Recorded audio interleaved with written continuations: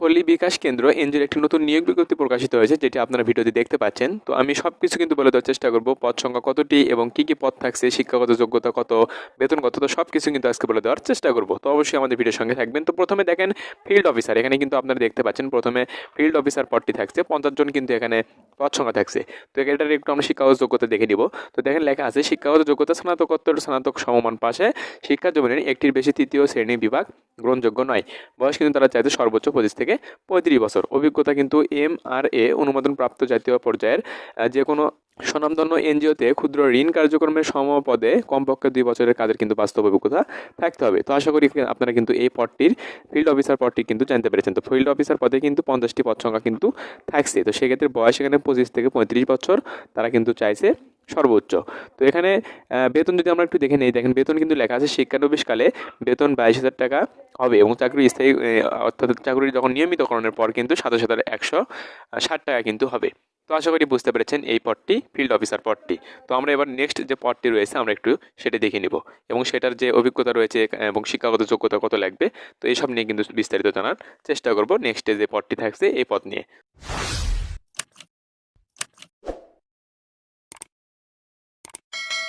তো তারপরে যে পদটি থাকছে এখানে আপনারা নিচে একটু দেখতে পাচ্ছেন, দেখেন লেখা আছে জুনিয়র ফিল্ড অফিসার। তো এখানে কিন্তু 30 জন কিন্তু লাগবে, পদ সংখ্যা কিন্তু এখানে 30টি থাকছে জুনিয়র ফিল্ড অফিসার পদে। তো এখানে শিক্ষাগত যোগ্যতা কত লাগবে, বয়স কত, অভিজ্ঞতা কি, সেগুলো আমরা একটু দেখে নেব। দেখেন শিক্ষাগত যোগ্যতা লেখা আছে এইচএসসি পাশে। তো এখানে কিন্তু আপনারা এইচএসসি পাশে আবেদন করতে পারবেন।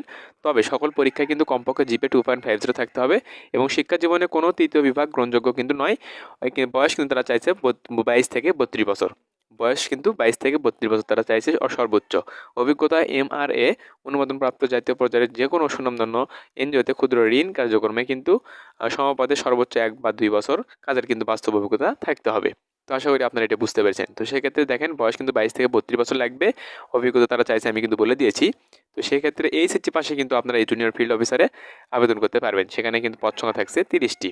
তো এখানে তারা যে বেতনটি উল্লেখ করেছে, তো দেখেন বেতন কিন্তু 18,450 টাকা, এটা শিক্ষানবিশকালের বেতন এবং চাকরি নিয়মিতকরণের পর কিন্তু 20,900 টাকা কিন্তু বেতন হয়ে থাকবে। আশা করি এটুকু আপনারা বুঝতে পেরেছেন। তো আমরা নেক্সট যে শর্তাবলী, তারপর আবেদন কত থেকে কত তারিখ, সেগুলো কিন্তু আমরা দেখানোর চেষ্টা করবো। তার আগে আমরা একটু জানিয়ে নেব যে কর্মস্থলটা কিন্তু সংস্থার কর্ম এলাকা কিশোরগঞ্জ, গাজীপুর, নরসিংদী, নারায়ণগঞ্জ, কুমিল্লা ও ঢাকা জেলা কিন্তু গ্রাম পর্যায়ে যে কোনো শাখা অফিসে কিন্তু আপনার কর্মস্থল হবে। তো আশা করি এটুকু বুঝতে পেরেছেন। তো আমরা এখন একটু শর্তাবলীটা দেখে নিব। এখানে শর্তাবলী তারা কিন্তু প্রকাশ করেছে যে প্রার্থীকে ও সংস্থার যে কোনো কর্ম এলাকায় কিন্তু কাজ করতে সম্মত থাকতে হবে। নারী পুরুষ কিন্তু উভয়ই এই প্রার্থী কিন্তু এখানে আবেদন করতে পারবেন। তো সেক্ষেত্রে 12,000 টাকা কিন্তু আপনার ফিল্ড অফিসারের জন্য, 12,000 টাকা জুনিয়র ফিল্ড অফিসারের পদের জন্য, 10,000 টাকা অফারের যোগ্য জামানত প্রদান কিন্তু করতে হবে। আশা করি এটুকু আপনারা বুঝতে পেরেছেন।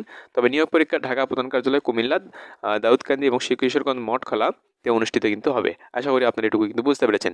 তো আবেদন নিয়মাবলীটা আমরা দেখে নিব। আগ্রহী প্রার্থীদেরকে লিখিত আবেদন সহ জীবন বিধাতা সচল মোবাইল নম্বর, ইমেইল অ্যাড্রেস সহ জাতীয় পরিচয়পত্রের কপি, ড্রাইভিং লাইসেন্সের কপি, সকল শিক্ষাগত সার্টিফিকেটের কপি, অভিজ্ঞতা এবং ট্রেনিং সার্টিফিকেটের কপি সহ কিন্তু 2 কপি সদ্য তোলা পাসপোর্ট সাইজের রঙিন ছবি সহ আগামী 31/12 অর্থাৎ ডিসেম্বর মাসের 31 তারিখের মধ্যে যে ঠিকানা রয়েছে এই ঠিকানায় কিন্তু আপনাদের কিন্তু পাঠাতে হবে।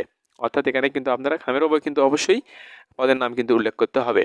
তো আপনাদের ঠিকানা কিন্তু এখানে দেওয়া আছে, দেখেন আবেদনের পাঠানোর ঠিকানা তারা কিন্তু এখানে লিখে দিয়েছে। তো আশা করি বুঝতে পেরেছেন। তো এই ঠিকানা কিন্তু আপনারা পাঠিয়ে দেবেন। তো এখানে কিন্তু ডাক যোগে অথবা কুরিয়ার সার্ভিসের মাধ্যমে আপনারা কিন্তু পাঠাতে পারবেন। তো এই ছিল আজকের বিষয়। আশা করি ভালো থাকবেন আর এরকম নিয়োগ বিজ্ঞপ্তি পেতে অবশ্যই আমার চ্যানেলকে সাবস্ক্রাইব করে পাশে থাকবেন।